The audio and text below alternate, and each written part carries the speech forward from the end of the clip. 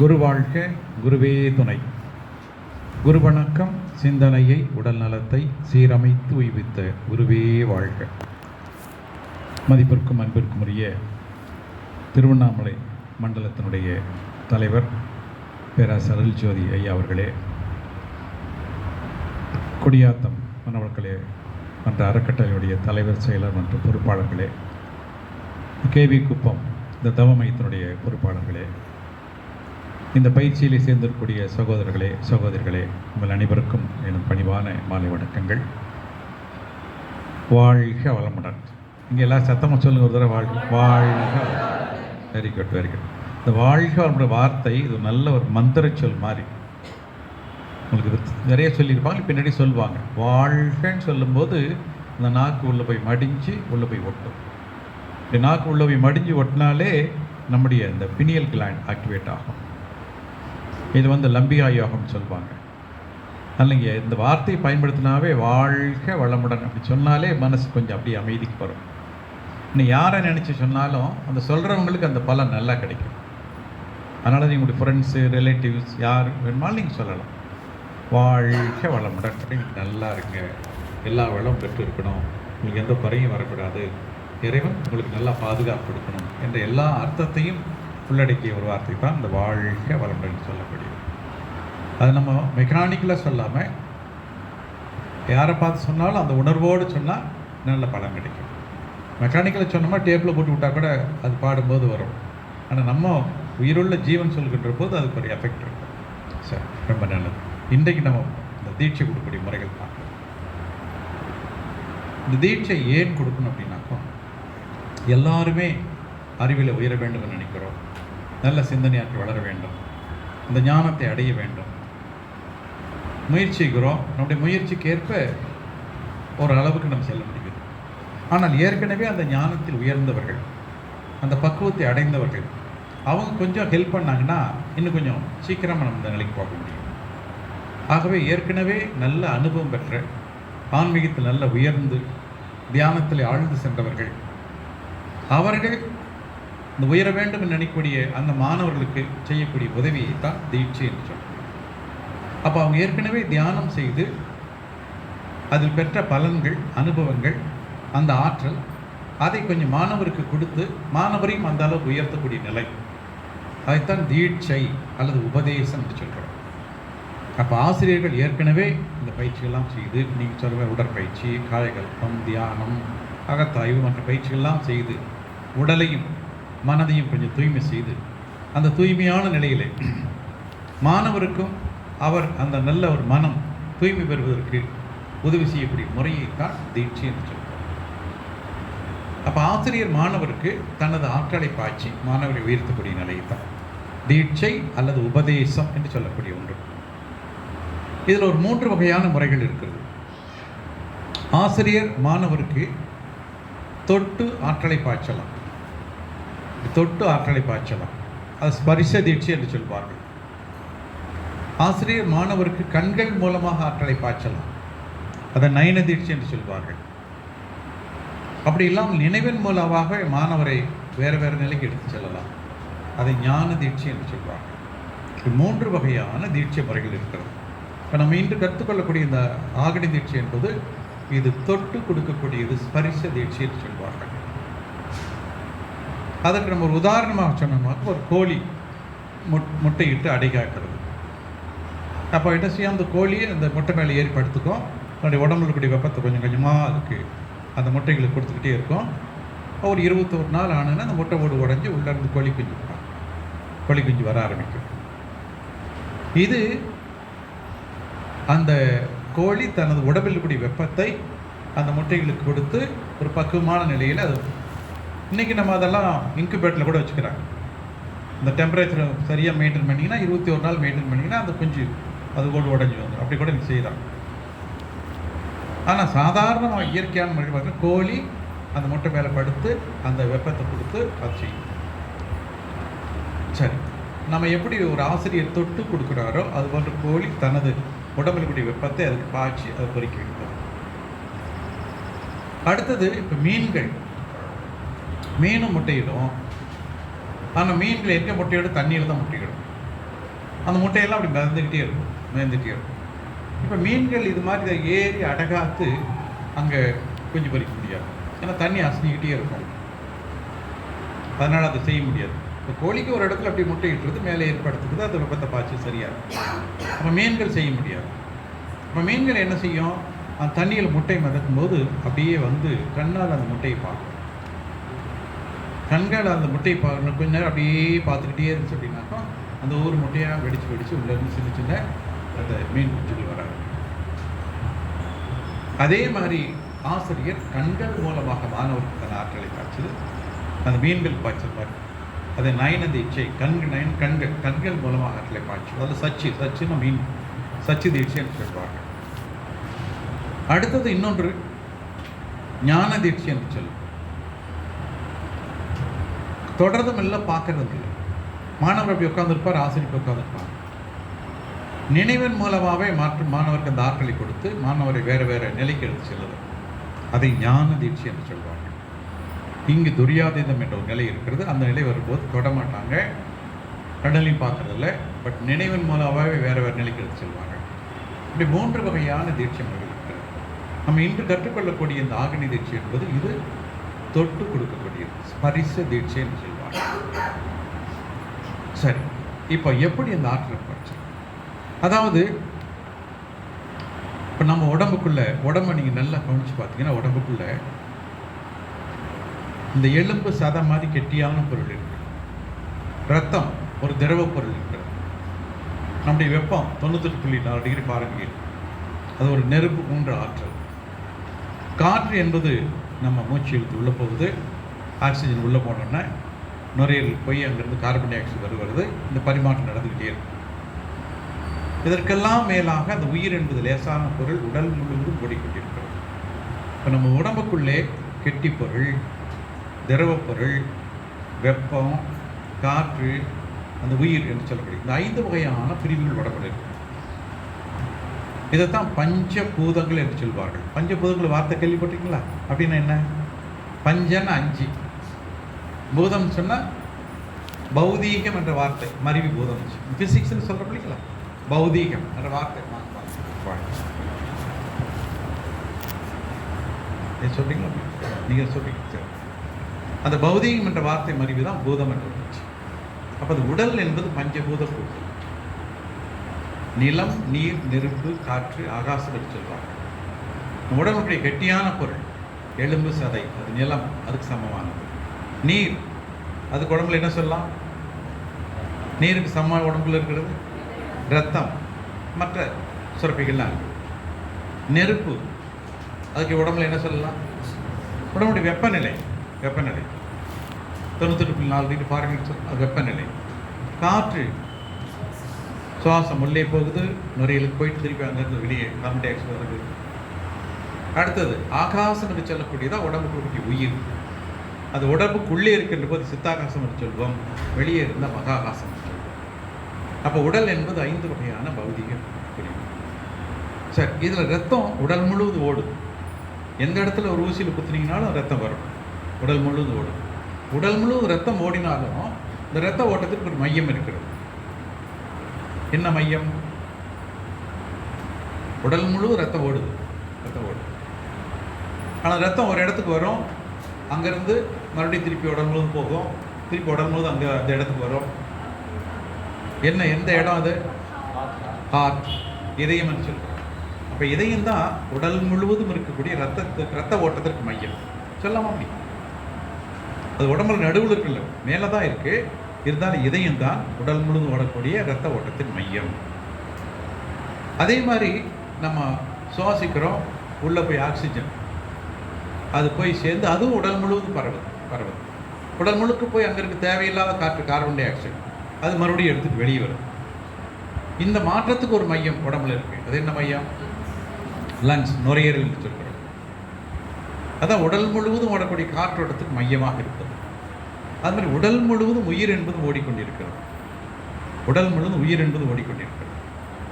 இதை விட மென்மையான பொருள் ரத்தத்தை விட மென்மையானது காற்றை விட இன்னும் மென்மையானது தான் அந்த உயிர் என்று சொல்லக்கூடியது. அதுவும் உடல் முழுவதும் ஓடிக்கொண்டிருக்கிறது. தலையிலிருந்து பாதம் வரை எல்லா இடத்துலையும் ஓடும். அதற்கு ஒரு மையம் இருக்கிறது. அது எங்கே இருக்க மையம்? அதைத்தான் இன்றைக்கி நம்ம தெரிஞ்சுக்கிறோம். அதான் மூலாதாரம் என்று சொல்கிறோம். உடம்புடைய நடுப்பகுதி. ஒரு மனிதன் எவ்வளோ உயரமோ அதில் பாதி, அங்கே அகலம் எவ்வளோ அதில் பாதி. அதான் மூலாதாரம்னு சொல்கிறோம். இப்போ நீங்கள் எத்தனை 6 அடி உயரம்னா கரெக்டாக 3 அடி. அந்த 3 அடியில் உடம்பு எவ்வளோ அகலம் பார்த்து அது பாதியாக கொண்டு வந்தோம்னா ப்ளஸ் குறி போட்ட மாதிரி. அதை மூலாதாரம்னு சொல்கிறோம். அந்த இடத்தை சுற்றி தான் நம்முடைய ரீப்ரொடக்டிவ் சிஸ்டம்ஸ், ஜனன உறுப்புகள் எல்லாம் அமைந்திருக்கும். அந்த இடத்திலிருந்து தோன்றிய தாயின் ஒரு செல்லும் தந்தையின் ஒரு செல்லும் உண்டு சேர்ந்தால் நாம் உருவாக்கி இருக்கிறோம். அதனால தான் நாம் தோன்றியதற்கு மூலம் அது. இப்போ நமக்கு அந்த இடத்துல இருக்கக்கூடிய ஆற்றல் தான் அது உடல் முழுவதும் பரவி நாம் உடல் முழுவதும் அந்த உயிர் என்பது பரவுவதற்கு காரணமாக இருக்கிறது. நம்ம வாழ்வதற்கு ஆதாரமாக இருப்பது அந்த உயிர் தான். ஆகவே அந்த உயிரோட்டத்திற்கு மையமாக இருக்கக்கூடிய பகுதி மூலாதாரம் என்று சொல்கிறோம். மூலம், ஆதாரம், மூலாதாரம், உடம்பினுடைய நடுப்பகுதி. அந்த இடத்தை சுற்றி தான் நம்முடைய அந்த ஜனன உறுப்புகள், ரீப்ரொடக்டிவ் சிஸ்டம்ஸ் எல்லாம் அமைந்தது. இப்போ நம்முடைய ஆற்றல் நிறைய அங்கே தான் தேங்கியிருக்கு. அந்த மூலாதாரத்துக்கு இந்த உயிர் போய் அங்கே வேணுங்கிற ஆற்றல் எடுத்துட்டு மறுபடியும் பண்ணுது. இது எப்படி ரத்த ஓட்டம், காற்றோட்டம் இருக்கோ, ரத்தம் என்ன செய்யுது? இந்த ஆக்சிஜனை எடுத்துக்கிட்டு திருப்பி உடலுக்கு எல்லா இடத்துக்கும் போய் தேவையில்லாத கார்பன் டை ஆக்சைடு எடுத்து இங்கே ஒன்று செய்யும். அது மாதிரி இந்த உயிர் என்ன செய்ய அந்த மூலாதாரத்துக்கு போய் வேணுங்கிற ஆற்றல் எடுத்துட்டு அங்கேருந்து உடல் முழுவதும் போய் பரப்பிட்டு திருப்பி அங்கே ஓடிக்கிட்டே இருக்கும்.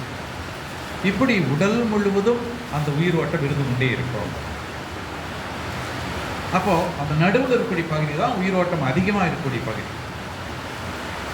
அங்கே தான் ஆற்றல் அதிகமாக தேங்கியிருக்கும். இப்போ அந்த ஆற்றல் அந்த இடத்துல இருக்கிற வரைக்கும் நாம் ஒரு சாதாரண மனிதர்களாக வாழ்ந்து கொண்டிருக்கிறோம்.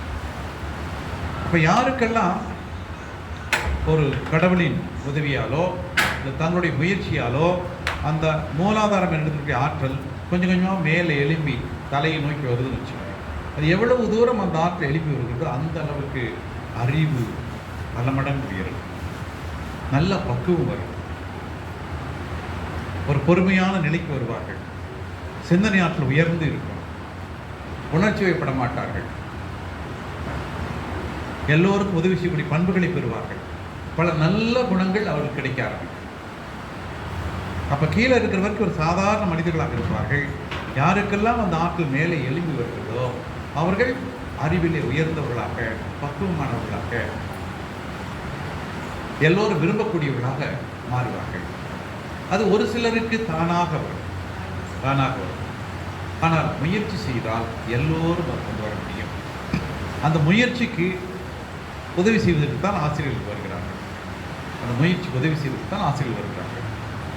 சரி, இப்போ இங்கே என்ன நடக்கும்னாக்கோ, நமக்கு மூலாதாரத்தில் இருக்கக்கூடிய ஆற்றலை, நம்முடைய ஆற்றல் தான் உடல் முழுவதும் இருக்கிறது, அதிகமாக இருப்பது மூலாதாரம், அது உடம்புடைய நடுப்பகுதி. அங்கே இருக்கக்கூடிய ஆற்றலை ஆசிரியர்கள் கொஞ்சம் உதவி செய்து எடுத்து அதை அப்படியே முதுகு தண்டு வழியாக கொண்டு வந்து மேலே கொண்டு வந்து இந்த இடத்தில் புருவ மையத்தில் காண்பிப்பார்கள். இந்த புருவ மையம் என்று சொல்கிறோமே, இந்த முச்சந்தி என்று சொல்வார். இந்த புருவம் மூக்கு சேரக்கூடிய இடம் புருவ மையம். அந்த இடத்தை தான் அறிவுக்கண், ஞானக்கண், நெற்றிக்கண் என்றெல்லாம் சொல்லுவார். ஏன்னா இந்த இடத்துல தியானம் செய்தால் அப்படி அறிவு பல மடங்கு கூட உங்களுடைய இந்த 5 புலன்களையும் ஆட்சி செய்யக்கூடிய இடம் இந்த இடம் தான். 5 புலன்கள் என்ன? மெய், வாய், கண், மூக்கு, செவி. உடம்பு, நாக்கு, மூக்கு, கண்ணு, காது, இதெல்லாம் அறிவு கொடுக்கக்கூடிய புலன்கள். பார்க்கறதுனால நமக்கு என்னென்ன பார்க்குறோம் அந்த அறிவு வருது, கேட்கறதுனால அந்த அறிவு வருது, சுவைக்கிறதுனால அந்த அறிவு கிடைக்கும், வாசனை உணர்ந்தால் அந்த அறிவு கிடைக்கும். இப்படி நாம் இந்த உலகத்தில் இருக்கக்கூடிய செய்திகளை அறிவுபூர்வமாக தெரிந்து கொள்வதற்கு இந்த புலன்கள் தான். அதனால் இந்த புலன்களை தான் ஞானேந்திரியங்கள். ஞானம் முடிச்சா அறிவை கொடுக்கக்கூடிய நிலையங்கள் என்று சொல்லுவாங்க. ஒரு கம்ப்யூட்டர் பார்த்தா இன்புட் டிவைஸ்ன்னு சொல்லுவாங்க. இந்த கீபோர்டு, மவுஸு, இந்த மாதிரிலாம் இன்புட் டிவைஸ். அது மாதிரி நமக்கு என்ன இன்புட் டிவைஸ் இந்த மனுஷன் ஒரு கம்ப்யூட்டர் மாதிரி வச்சுக்கணும். இந்த கண், காது, மூக்கு, வாயு, உடம்பு, இதுதான் இன்புட் டிவைஸ். இதன் மூலமாக தான் நமக்கு செய்திகள் போய் சேரும். நீங்கள் பார்த்தீங்கன்னா என்ன ஆகும்? பார்க்குறதெல்லாம் அப்படியே போய் மூளைக்கு போகும். மூளைக்கு போய் இங்கே ரெக்கார்ட் ஆகும். அப்புறம் இன்னொன்று இந்த மூலையில் கூடிய இருக்காடு எல்லாம் நம்முடைய சென்டர் ஆஃப் பாடிக்கு வந்து அங்கே வித்து ஆற்றலிலும் அது ஸ்டோர் ஆகும். இப்படி அந்த நடு மைய ஆற்றல் பெற்ற இடம், அந்த ஆற்றலின் ஒரு பகுதி மேலே கொண்டு வருகின்ற போது, அது குறிப்பாக இந்த இடத்திலே கொண்டு வந்து சேர்க்கின்ற போது நம்முடைய அறிவு திறன் கூடும். சிலருக்கு தானாக அமையும், ஆனால் ஒரு குருவின் உதவியோடு முயற்சியால் எல்லோருக்கும் அமையும். இந்த மாதிரி நம்ம உடம்புக்குள்ள நிறைய மையம் இருக்கு. இதை வந்து ஆக்னை புருவ மையம் என்று சொல்வார்கள். தலை உச்சியில் அப்படி ஒரு மையம் இருக்கு, துரியம் என்று சொல்வார்கள். கழுத்து பகுதியில் ஒரு மையம் இருக்கு, விசுத்தி என்று சொல்வார்கள். அப்படி கீழே வந்து நம்முடைய 2 நுரையலுக்கு இடையில ஒரு மையம் இருக்கு, அது அநாகதம் என்று சொல்லுவாங்க. அப்படியே கீழே நம்முடைய தொப்பு, அது மணிப்பூரகம் என்று சொல்லுவாங்க. அது கீழே வந்தீங்கன்னா நம்மளுடைய யூரின் பிளாடர் படி பகுதி, அது சுவாதிஷ்டானம் என்று சொல்லுவாங்க. அதுக்கும் கீழே இருக்கிறதா முதுகு தண்டு, கீழே இருக்கக்கூடிய பகுதி. மூலாதாரம்னா முதுகு தண்டு அப்படி வருடிட்டே வந்தீங்கன்னாக்கோ அந்த முதுகு தண்டு எலும்பு முடியக்கூடிய, அதுக்கு நேரம் உள்ள இருக்கக்கூடிய, அது மூலாதாரம் சொல்லுவாங்க. இப்படி உடம்புக்குள்ளாக 7 மையங்கள், அந்த 7 இடத்துலையும் நம்ம தியானம் பண்ணலாம். ஆனால் முதல்ல மேலே தியானம் பண்ணி பழகிக்கிறது ஈஸியாக இருக்கும். அதனால் இப்போ கீழே இருக்க ஆட்கள் அப்படியே எடுத்து மேலே கொண்டு வந்து இந்த இடத்துல வச்சு அந்த ஆசிரியர் உதவி செய்வாங்க. இப்போ ஆசிரியர் என்ன செய்வாங்க, உங்ககிட்ட வந்து அப்படியே அந்த முதுகு அப்படி தொட்டு கீழே தொட்டு அந்த இடத்துல அந்த ஆற்றில் ஒன்று ஸ்கையில் ஒன்று சேர்த்து அப்படியே வருடிக்கிட்டே மேலே கொண்டு வந்து இங்கே கொண்டு வந்து காமிப்பாங்க. அப்போ இந்த இடத்துல அந்த ஆற்றல் மென்மையாக ஒரு அழுத்தம் கிடைக்கிறது உணர முடியும். அந்த அழுத்தத்தின் மீதே நினைவுச்சு தியானம். அப்போ இங்கே தியானம் பண்ணும்போது இங்கே உருவங்கள் இல்லை, மந்திரங்கள் இல்லை. நம்முடைய உடலுக்குள்ளே இருக்கக்கூடிய உயிர், அது உடல் முழுவதும் ஓடுகிறது. அதிகமாக நம்முடைய மூலாதாரத்தில் இருக்கிறது. அங்கிருந்து அந்த ஆற்றலை எடுத்து கொண்டு வந்து இங்கே வைத்து உணர்கிறோம். அப்போ ஒரு அழுத்தம், எறும்பு ஒரு மாதிரி ஒரு உணர்வு கிடைக்கும். அதன் மீதே நினைவு வைத்துக் கொள்வதுதான் இங்கே இருக்கக்கூடிய முதல் தியானம். இந்த இடத்துலயே ஞாபகம். இப்போ நம்ம உடம்புக்குள்ள அந்த உயிர் ஓடுறதுனால அந்த உடம்புக்குள்ள ஒரு ஆற்றல் வெளிப்பட்டுக்கிட்டே இருக்கும். இந்த உயிர்கள் நம்ம என்ன சொல்லலாம்னாக்கோ, நம்ம அது மின்சாரம் மாதிரி. மின்சாரத்தை கண்ணில் பார்க்க முடியுமா? பார்க்க முடியாது. இப்போ மின்சாரம் இருக்குதுன்னு எப்படி தெரிஞ்சுக்கிறோம்? ஃபேன் ஓடுது, லைட் எரியுது. அப்போ மின்சாரம் ஒரு கருவிகளில் வந்து வேலை செய்யும் போது அது தெரியும், இருக்கிறது தெரியும். அது மாதிரி நம்முடைய உடம்புக்குள்ள மின்சாரம் மாதிரி ஒரு பொருள் உடம்புல தான் உயிர்னு சொல்கிறோம். அந்த உயிர் இருந்தால் தான் கண்ணு வேலை செய்யும், காது வேலை செய்யும், மூக்கு வேலை செய்யும், இதய வேலை செய்யும், நுரையீரல் வேலை செய்யும். இப்போ மின்சாரம் திடீர்னு ஆஃப் ஆகிடுச்சுன்னா இதெல்லாம் ஆஃப் ஆகிடுமே. அதே மாதிரி உயிர் உடம்புல இல்லைன்னா இது எதுவும் வேலை செய்யாது, இருக்கிற வரைக்கும் வேலை செய்யும். அப்போ அந்த உயிர், அந்த மின்சாரம் போன்ற ஒரு ஆற்றல் உடம்புக்குள்ளே இருப்பதை தான் உயிர் சொல்லுவோம். அது கண்ணுக்கு தெரியாது, பார்க்க முடியாது, டாக்டர் அறுத்து பார்த்தாலும் தெரியாது. அது இப்போ கம்பியை வெட்டி பார்த்தா மின்சாரம் தெரியுமா? தெரியாது. ஏன்னா அது அவ்வளோ மென்மையானது. இன்னும் சயின்ஸ் படித்தவங்களுக்கெல்லாம் பார்த்தீங்கன்னா மின்சாரம்னா உள்ளுக்கு எலக்ட்ரான் ஓடுறது தான் மின்சாரம் சொல்லுவாங்க. எலக்ட்ரான் ஓடுறது தான் மின்சாரம் சொல்லுவாங்க. அது மாதிரி எலக்ட்ரானை விட இன்னும் வலிமையான பொருள் நம்ம உடம்புல ஓடிக்கொண்டு இருக்கிறது தான் நம்ம உயிர் சொல்லுவோம். அப்போ அந்த உயிர் உடல் முழுவதும் ஓடுகிறது. ஆனால் அந்த மூலாதாரம் எடுத்து அதிகமான தேக்கம் இருக்கிறது.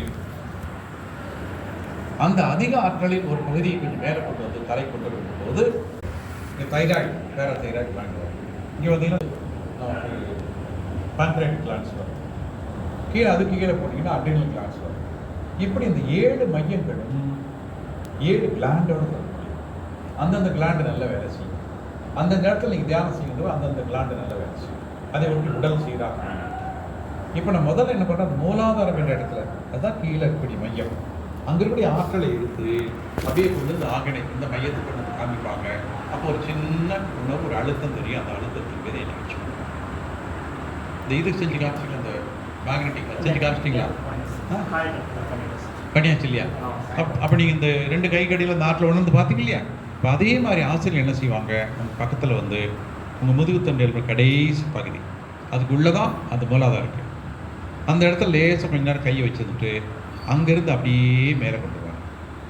இது எப்படின்னா, ஒரு பெரிய காந்த துண்டில் குண்டூசி ஒட்ட வச்சா ஒட்டிக்கும். அந்த காந்த துண்டை தூக்கிட்டே போனால் அது கூட வரும்ல. அது மாதிரி இப்போ உங்களுடைய உயிராற்றல் அவன் கை கூடவே மேலே வரும். அவன் கையை அப்படி மேலே கொண்டு வந்து இந்த இடத்துல கொண்டு தொட்டு காமிப்பாங்க. இப்போ இந்த இடத்துல தொட்டு காமிக்கும் போது உங்கள் உயிர் சக்தி மேலே வந்து இங்கே வரும். அது அந்த அழுத்தம் லேசாக தெரியும். நீங்கள் அது மேலேயே ஞாபகம் வச்சுக்கோங்க. இதுதான் நீங்கள் தீட்சை கொடுக்கக்கூடிய முறை. சரி, அப்போ தீட்சை கொடுக்கும்போது என்ன பண்ணுவாங்க? நான் முதல்ல இப்போ நீங்கள் இந்த சேர் விட்டு கீழே உட்கார்ற மாதிரி வரும். கீழே உட்காரலாமா? எல்லோரும் கீழே உட்கார முடியாதவங்க யாராவது சேரில் உட்காந்துருக்காங்க. எல்லாருமே கீழே உட்காரலாமா? கீழே உட்கார முடியாதவங்க யாராவது கை தூக்குங்க. எல்லாம் கீழே உட்காரலாம். Very good. இப்போ நார்மலாக வந்து நம்ம கீழே உட்காந்துருக்கோம். கீழே உட்காரும்போது நம்ம வந்து இந்த சுகாசனம், சாதாரண ஐயா உட்காந்துருக்கா இல்லைங்களா, அந்த மாதிரி உட்கார்ந்தா சுகாசனம். தியானம் பண்ணும்போது முதுகு தண்டு ஸ்ட்ரெயிட்டாக இருக்கும். அப்போ நீங்கள் சுகாசனத்தை உட்காரலாம், அது வஜ்ராசனம் அதில் உட்காரலாம். உடற்பயிற்சியில் வஜ்ராசனம் சொல்லி கொடுத்தாங்களா, அந்த மாதிரி உட்காரலாம். அது பத்மாசனத்தில் உட்காரலாம். ஆனால் இந்த சுகாசனம் கம்ஃபர்டபுளாக இருக்கும். இதில் எல்லோரும் உட்காரலாம். அப்போ தியானம் பண்ணும்போது இந்த மாதிரி உட்காந்துருக்கும். முதுகு தண்டு ஸ்ட்ரெயிட்டாக இருக்கணும். 2 கைகளையும் கோர்த்துக்கணும். கைகளை கோர்த்து, ஏன்னா கையை விரிச்சு வச்சோம்னா இந்த கை நுனி வழியாக நம்முடைய ஆற்றல் வீணாகிட்டே இருக்கும். அதனால் கையை சேர்த்துக்கிட்டால் நம்ம உடம்புக்குள்ளே இந்த ஆற்றல் ஓடிக்கிட்டே இருக்கும். ஏன்னா உடம்புக்குள்ளே இந்த உயிர் ஓடுறதுனால ஒரு காந்த ஆற்றல் உருவாகிட்டு இருக்கு. அதான் அப்படி வச்சு பார்த்துருப்பீங்க. அந்த கையை அப்படி விரிஞ்சிருந்தால் வெளியே ஓடிக்கிட்டே இருக்கும். அதனால் ஒன்று சேர்த்து வச்சோம். அடுத்து தியானம் செய்யும்போது கண்களை மூடிக்கணும். கண்களை திறந்து பார்த்தீங்கன்னா கண்கள் வழியாக நிறைய ஆற்றல் வீணாகிட்டே இருக்கும். சரி, அப்புறம் காது மூட முடியாது, மூக்கு மூட முடியாது, அது அப்படி இருக்கும். இப்போ தியானம் செய்யும்போது ஒரு விரிப்பில் உட்காந்துக்கணும், நிமிர்ந்து உட்காந்துக்கணும், கைகளை கோத்துக்கணும், கண்களை மூடிக்கணும், ஒரு மனசு அமைதியாக வச்சுக்கணும். இதான் நம்ம ஆரம்பிக்கணும். அப்போ ஆசிரியர் என்ன செய்வாங்க, உங்கள் பக்கத்தில் வந்து இந்த மாதிரி ஒரு விரிப்பில் அமர்ந்துக்கணும்னு சொல்லுவாங்க. இந்த மாதிரி விரிப்பில் அமர்ந்துக்கிட்டால் அது என்ன லாபம்னா, இப்போ நீங்கள் தனியாக ஒரு கீழே தரையில் உட்கார வச்சுக்கலாம். இப்போ உங்களுக்கு இந்த தியானம் செய்யும்போது உடம்புல அந்த ஆற்றல் கூடும். அதுதான் நம்ம ஜீவகாந்த ஆற்றல்னு சொல்லுவோம். அப்போ தரையில் உட்காந்தீங்கன்னா தரையில் அப்படியே அந்த ஆற்றல் எடுத்தாகிடும். அதனால் கீழே ஒரு பாயோ துணியோ போட்டுக்கணும். நீங்கள் எக்ஸசைஸ் பண்ணாலும், காயல் பண்ணாலும், தியானம் பண்ணாலும் வெறும் தரையில் செய்யக்கூடாது. கீழே ஒரு பாயோ துணியோ போட்டுக்கணும். ஏன்? நம்முடைய ஆற்றல் கூடுது இல்லையா, அது நமக்குள்ளேயே இருக்கும். இல்லாட்டி எடுத்தாகிடும். அதுக்காக சொல்கிறேன். அப்போ நீங்கள் ஒரு பாயோ துணியோ ஏதோ ஒரு போட்டு அதில் உட்காந்துக்கணும். இது மாணவர் செய்ய வேண்டியது. அப்போ ஆசிரியர் என்ன செய்வாங்க, கொஞ்சம் முன்னாடி வந்து நின்றுட்டு அவங்க கைகளை கோர்த்துக்கொண்டு அவங்க கொஞ்சம் நேரம் தியானம் பண்ணி, அப்போ அவங்க கைகளில் ஆற்றல் கொண்டு வருவாங்க.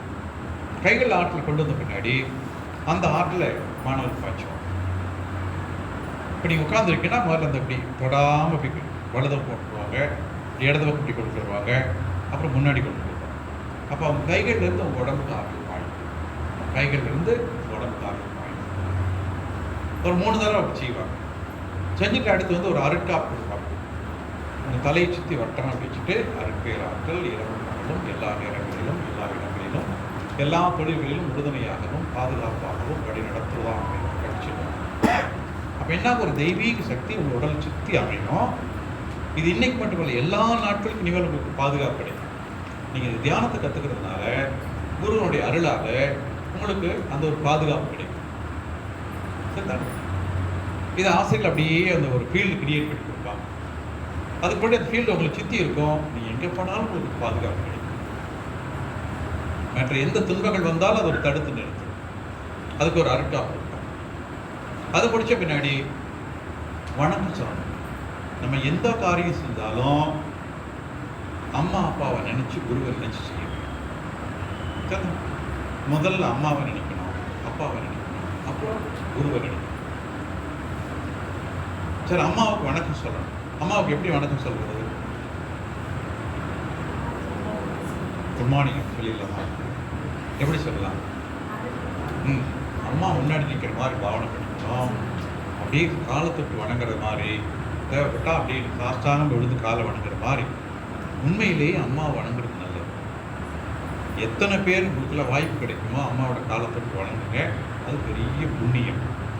ஏன்னா நமக்கு முதல் தெய்வம் அம்மா தான். அம்மா தான். சரி, இப்போ நம்ம என்ன செய்யணும், அம்மா முன்னாடி நிற்கிற மாதிரி பாவனை பண்ணிட்டு சாஸ்தானம் விழுந்து காலை தொட்டு வணங்குற மாதிரி. இப்போ நீங்கள் நிஜமாவே அம்மாவை காலத்துக்கு வணங்கினா அம்மா என்ன சொல்லுவாங்க? நீ நல்லா இருக்க சொல்லுவாங்க. இந்த உலகத்திலேயே முழு மனசோட வாழ்த்துறது, ஆசீர்வாதம் பண்ணுறது அம்மாவை தான். சரி, அப்புறம் அதே மாதிரி அப்பாவும் கணக்கு சொல்லுவாங்க. அப்பா நிற்கிற மாதிரி காலத்துக்கு வணங்க. அடுத்து குருவை காலத்தோட வேண்டாம், அவருடைய முகத்தை நினைச்சாலே போதும். இங்கே குருன்னா வேதாத்திரி மகர்ஷி. ஆசிரியர்கள் எல்லாம் கருவிகள். யார் தீட்சை கொடுத்தாலும் அவங்க வந்து குரு என்பது வேதாத்திரி மகர்ஷி தான். மகர்ஷி பார்க்குறீங்க, அந்த அவருடைய உருவத்தை ஞாபகம் வச்சு. ஏன்னா எல்லா ஆசிரியர்களும் அந்த குருவின் மூலமாக, அவர் சீடர் மூலமாக இந்த கலையை கற்றிருக்கிறார். அப்போ குருவனுடைய ஆட்கள் தான் உங்களுக்குள்ள வந்து உங்களுக்கு மாற்றத்தை செய்யப்படும். அப்போ குரு தான் தனது ஆட்களை இவர்கள் மூலமாக பாய்ச்சி கொண்டிருக்கிறார். இந்த குருவை பழக்கம் சொல்ல. சரி, இப்போ என்ன பண்ணுறோம்? ஆசிரியர்கள் அப்படியே பக்கத்தில் வந்து பின்னாடி வந்து நின்று அந்த மூலாதாரம், அந்த முதுகு தண்ணி கடைசி பேரில் அந்த லேசை வச்சுருக்கிறோம். தட்டிட்டு லேசை தட்டி விட்டு அப்புறம் சுற்றி விடுவாங்க. சுற்றி விட்டு போது சொல்லுவாங்க, தெய்வீக ஆற்றல் குண்டலினி சக்தி குவிந்து எடுக்க. அந்த சக்தியை தான் குண்டலினின்னு சொல்கிறோம். அந்த உயிர் சக்தியை தான் குண்டலினின்னு சொல்கிறோம். அது ஏன் குண்டலின்னு சொல்கிறோம்னா, குண்டம்னா நெருப்பு, சூடுன்னு அர்த்தம். அழிங்கிறது உயிர். அந்த உயிருக்கு ஆண்பெண் தன்மை கிடையாது, அதனால் அது அழின்னு சொல்லுவோம். உடம்புக்கு தான் ஆண்பெண் தன்மை, உயிர் கிடையாது. இப்போ குண்டலின்னா அந்த உடம்புகளுடைய உயிர்னு அர்த்தம். அந்த உயிர் தான் இந்த வெப்பத்தை தாங்கக்கூடியது. உயிர் இல்லையா, உயிர் வெளியே போச்சுன்னா உடம்புல வெப்பம் இருக்காது. இப்போ நம்ம உடம்பில் வெப்பத்தை தாங்கக்கூடிய, மெயின்டைன் பண்ணக்கூடிய ஒரு அமைப்பு என்பது உயிர். ஆகவே அது குண்டலின்னு பேர். அப்போ குண்டலின் சக்தி குவிந்து எடுக்க, தெய்வீக சக்தி திரண்டு எடுக்க, உயிர் சக்தி ஓங்கி எடுக்க சொல்லிட்டு அப்படி 3 விரலால் வருடிட்டே மேலே கொண்டு வந்து இங்கே கொண்டு வந்து காமிப்பாங்க. அப்படி வரும்போது நீங்கள் கை கூடவே ஞாபகம். அப்போ அந்த கை கூடவே உங்கள் ஆற்றில் கொஞ்சம் எழுப்பி வரும். எழுப்பி வந்து இந்த இடத்துல தொட்டு காமிப்பாங்க. தொட்டு காமிக்கும் போது இது வரைக்கும் மூலாதாரத்து அந்த ஆற்றல் ஒரு பகுதி மேலே வந்து இங்கே வரும். அப்போ இந்த இடத்துலையே நீங்கள் ஞாபகம் வச்சு தியானம் பண்ணணும். அப்போ சின்ன அழுத்தம் உங்களுக்கு கிடைக்கும். எறும்பு ஒரு மாதிரி சின்னதாக இருக்கும். நீங்கள் நினைக்க அது கூடிக்கிட்டே இருக்கும். இப்போ தொட்டுட்டு கையை எடுத்துகிட்ட பின்னாடியே கூட உங்களுக்கு யாரோ தொட்டு இருக்கிற மாதிரி உணர்வு கிடைச்சிட்டே இருக்கும். அங்கேயே ஞாபகம் வச்சு அவர் மறுபடியும் திருப்பி அவங்க தொடுவாங்க, தாரத்தில் கூட்டி கொடுப்பாங்க. அப்படின்னு 3 தடவை செய்வாங்க. அப்புறம் அதுக்கு பின்னாடி கொஞ்ச நேரம் கழிச்சு ஒரு தாளத்தில் ஒரு பெல் சவுண்டு கொடுப்பாங்க. சவுண்டு நார்மலாக நம்ம காது வழியாக தான் போகும். ஆனால் நம்ம என்ன பண்ணணும், காது வழியாக வந்தாலும் கூட இங்கேருந்து அந்த சவுண்டு நமக்கு உள்ளே வர மாதிரி பாவனை பண்ணணும். இங்கேருந்து உள்ளே வர மாதிரி பாவனை பண்ணால் இங்கே அழுத்தம் அதிகமாகும். அழுத்தம் அப்புறம் கொஞ்ச நேரம் கழிச்சு தொட்டுட்டு இப்படி கையை இப்படி முன்னு அசைக்கும். கை அசைக்கும்போது நீங்கள் வந்து கண்ணால் அந்த அசைவை பார்க்கணும். பக்கத்தில் வரும்போது தொடமாட்டாங்க, ஆனால் இங்கே கூடும், அழுத்தம் தெரியும். தூரம் போகும்போது குறையும். இப்படி பக்கத்தில் வந்து இந்த இடத்துல தொட மாட்டாங்க, ஆனால் அழுத்தம் ஆகும். அதை உணர்ந்து பாருங்க. ஒரு 5 முறை செஞ்சுட்டு கேட்பாங்க, இந்த இடத்துல வித்தியாசம் தெரியுதா? தெரிஞ்சதுன்னா லேச தலையாட்டுங்க. தெரியலன்னா தெரியலன்னு சொல்லிடும். மேக்னெட் கை தானே, கை ஒரு மேக்னெட் மாதிரி தானே. பக்கத்தில் வரும்போது இது ஒரு இங்கே ஒரு மேக்னெட்டிக் பவர், இங்கே ஒரு மேக்னெட்டிக் பவர். இந்த இடத்துல அந்த ஒரு அழுத்தத்தை உணரணும். அப்புறம் கொஞ்ச நேரம் கழிச்சு ஒரு இனிப்பு கொடுப்பாங்க. இனிப்பு கொடுப்போது வாங்கி சுவைச்சிக்கிட்டு அந்த இனிப்பு நாக்கில் தான் தெரியும். ஆனால் நமக்கு இங்கே அந்த இனிப்பு தெரிகிற மாதிரி பாவனை பண்ணிக்கணும். ஏன்னா இந்த அறிவு தான் இது இனிப்புன்னு சொல்லுது, அறிவு தான் இது ஓசைன்னு சொல்லுது. அந்த புலன்கள் எப்படி வேலை செய்யுன்னு பார்த்தீங்கன்னா அறிவு தான் அதனுடைய நிலையாக இருக்கு. ஆக அப்போ இங்கே நினைவு வச்சுக்கிட்டே அதை சுவைக்கணும்.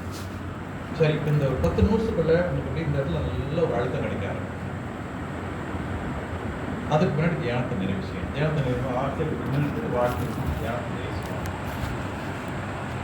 தியானத்தை நிறைவு செய்யும்போது நம்ம என்ன செய்யணும், இங்கே வந்து ஆறு அப்படியே உடல் முழுவதும் பரவி வர மாதிரி பண்ணலாம்.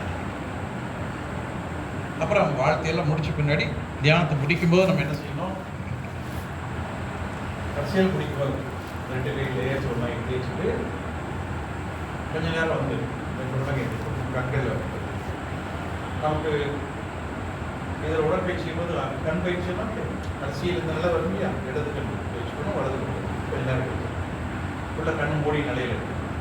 அப்போ அந்த உள்ளங்கையிலேருந்து அந்த காந்த ஆரம்பிச்சு வாங்கி அப்படியே கண்ணுக்கு வந்து நல்ல ஒரு அமைதி கிடைக்கும். அப்புறம் இப்படி முகத்தை நன்மையை வருகை விட்டு கையை நல்லா உயர்த்தி மேலே கொண்டு 2 கையை உள்ளங்கை ஊசி சேர்த்து நல்ல ஒரு மூச்சு விட்டு மெதுவாக கையை அப்படியே இதான் தியானம் நிறைவு. சரி தாங்களா, இதெல்லாம் புரிஞ்சிருச்சா? இப்போ அடுத்த ஆசிரியர் உங்களுக்கு ஜெயிச்சு தயாராகிட்டீங்களா? இந்த சொன்னதில் ஏதாவது சந்தேகம் இருக்கா? ஒன்றும் இல்லை. Very good. சரி, இப்போ அப்படியே எழுந்திரிச்சு சேர்ல இருந்து ஓரமாக